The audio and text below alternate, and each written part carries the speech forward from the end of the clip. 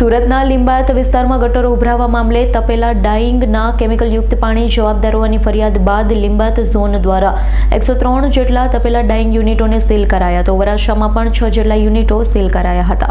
સુરતના લિંબાયત વિસ્તારમાં ચોમાસા દરમિયાન ગટરો ઉભરાવાની સમસ્યા વચ્ચે છેલ્લા કેટલાક વર્ષોથી કેમિકલયુક્ત પાણી બહાર આવવાની ફરિયાદો પણ ઉઠી રહી છે.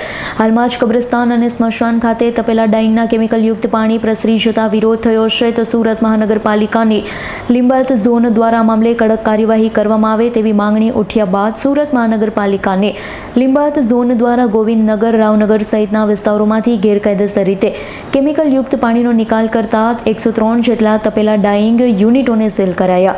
વરાછામાં પણ 6 જેટલા યુનિટોને સીલ કરાયા હતા. Bureau report S9 news Surat.